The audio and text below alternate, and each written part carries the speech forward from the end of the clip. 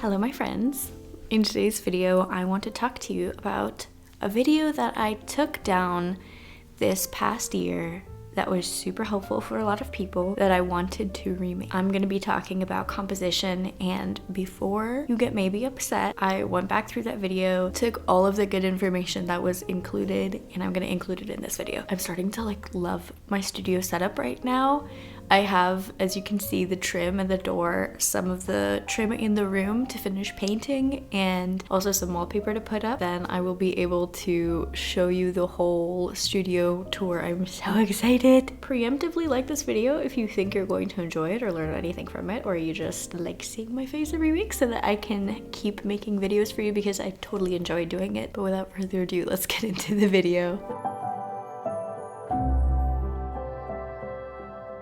This video is going to be split up in two parts. The first is going to be talking about some composition theory as I have learned it in school and also from experience and the interwebs. The second part of the video is going to be sort of the application, how I use it in a painting. I'm so excited for this painting.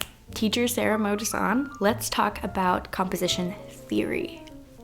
I think there's two main ways to look at composition. There is placement and then there is emphasis. First, we're going to talk about placement, which is probably what you're most familiar with when it comes to composition. The first composition that is so popular is symmetry. I love symmetry. I use it often in my paintings. Symmetry is slicing the canvas in two, whether vertically or horizontally. You can mirror both sides or have the same visual weight on both sides. There are so many impactful historical paintings that use symmetry, and you might think that this is maybe the most boring type of composition, but I think it can be more impactful than you would imagine. Having a symmetrical composition does not mean that you can't have an intricate painting and many elements to your painting. It's, I think, one of the classics. Obviously, they're all classics. The second type of composition is asymmetry. Asymmetry has a heavier visual weight on one side than the other. This can be either visually tense, if either used improperly or deliberately. Starry Night is a great example of asymmetrical composition. The dark cypress tree on the left of the painting dominates the painting, while the smaller details to the right of the painting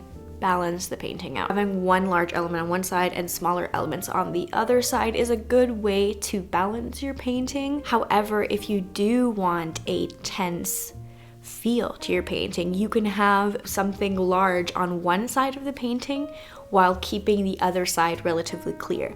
This is gonna sort of create tension, a lot of negative space in your piece. It could be an effective piece. However, if you're trying to paint something super calm, chill, it might not be the type of composition that will aid you in painting something calm. The rule of thirds is the one that I most commonly use. It's a great way for me to frame my subject in a shot and to know that I'm always achieving some sort of pleasant composition. I use this both in paintings and in photography, especially in photography when I'm cropping in. I have my grid that divides the painting up in thirds, and I always crop using it. This is just my personal style. Placing the focal point on a third is a great way to create a balanced painting. So a lot of times focal points can be the eyes or whatever you are wanting your viewer to immediately draw their eyes to. For me, usually the focal point is the face or the eyes, so I try to keep one of those on a third. The golden mean is a classical rule based on the Fibonacci sequence. It's iconic. It does not mean that I use it at all. I think it's a little complex for my liking. You can see the golden mean in nature, in the nautilus, in sunflowers, in fiddleheads, etc. It is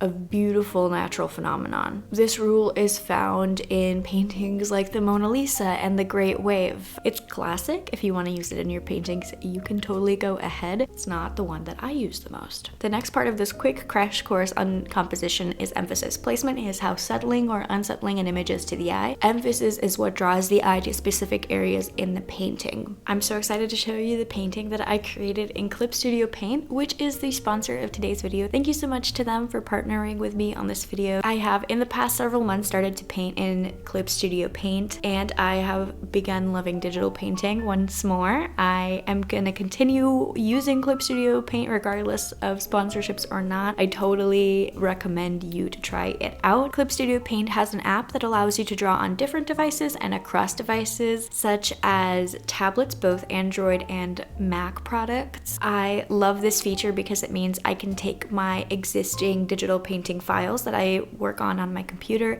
I can take them with me if I am traveling and don't have to bring my laptop. It's just so convenient because it's not a different file. It's the whole program on your tablet. There's also a free trial available on their website. It will be linked down in the description. I'm using some free brushes that they have available to download. I will have them linked down in the description. I love how they work. I'm so excited to be working with them. That being said, they're amazing. Thank you so much to them for sponsoring this video. I talk about all of these concepts in detail in my upcoming book on digital painting, which I am currently finishing up. If you want to stay updated, follow me here and follow me on Instagram to see what I am up to, but I will be talking about those more in detail in my book. In placement, the concept of hierarchy is important. It's what draws the eye first. Hierarchy can be established a number of different ways, the first being contrast and color. When painting something that is overall dark, having a light element will draw the viewer's eye immediately to that lighter area. Same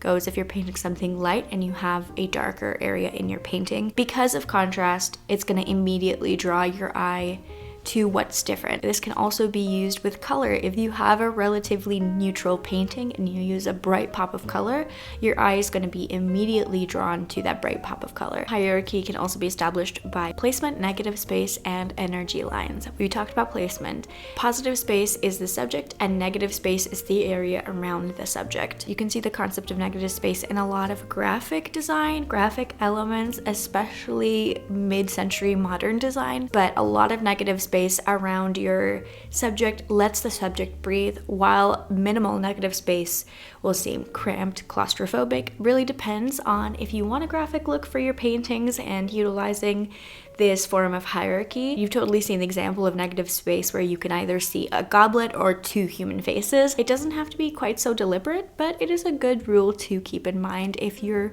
painting something a little bit more simplistic. Lastly, energy lines bring the viewer's eyes fluidly across the subject. It's important to have a base energy line for whatever subject you're painting so that they look balanced and cohesive. Another good thing to do if you're in doubt about your composition,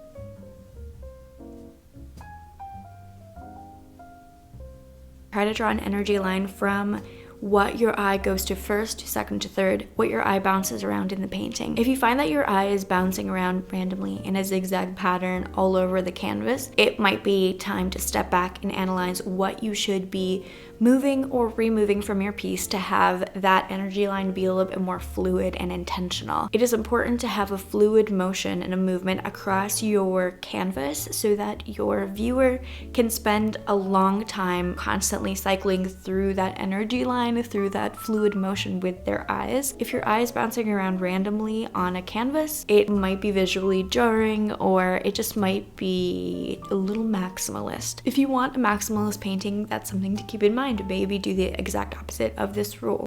Let's get into this painting process. Something that I've wanted to paint for a long while now is a girl sitting in a coffee shop in the window, and I finally achieved it. I finally painted this. I used a symmetrical composition in this piece, having kind of equal weights on both sides of the painting, with the figure, with her hair, maybe a little bit asymmetrical because of the way she's looking off into the distance, so it kind of draws your eye to the left of the painting. But ways that I know I'm immediately drawing the viewer's eye to her face is by using her bright red hair in contrast against a very dark background, as well as having her lighter cream sweater against that background as well. The way that I know I'm directing the viewer's gaze to her eyes is by making them dark against her fair complexion. This is something that I love to do in my paintings. I don't know if you've noticed specifically, but when I have darker skinned subjects, I like to give them a little bit more of a pop around the eyes, whether with makeup or with their eye color. And when I have fair skinned subjects, I like to give them maybe darker eyes or darker features on their face so that they kind of pop in contrast. The ceiling lights, the hanging pendants, were a deliberate choice in how I arranged them. I wanted them to draw the viewer's eyes by, kind of creating an energy line from that top light to the second light and then to her eye, almost like an S curve. And the last element that I added to create this hierarchy and this balance in the composition and in the painting was I added some reflections in the window that were moving in the same direction as the hair on her shoulder. The way that your gaze is probably probably moving this piece, hopefully. That's the way I intended for it to travel, is looking at the bright lights, then down to her eyes, where her gaze is looking, so to the left. Then you'll bump into that reflection, start to look down, see the mug and her hands holding the mug. Keep following the reflection in the window, make a little swoop to where you get to her hair on her shoulder, which leads you back up to her eyes. It's kind of this circular movement.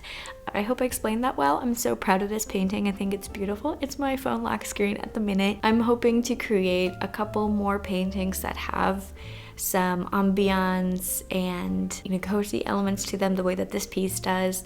I would love to know your thoughts. Do you think I did a good job with the composition of this painting? Have you heard of or used the composition tips that I've talked about in this video? Let me know your thoughts. Do you actively work on the composition of your piece or not so much? I'm very curious to see what your workflow is like. If you enjoy this video, leave a thumbs up and subscribe for more content. I'm slowly changing some of my branding, so I hope you are enjoying what it looks like. The end screen is super cute. I'm very proud of it. Let me know if you like it too. Okay, I'll talk to you guys in my next video. Bye.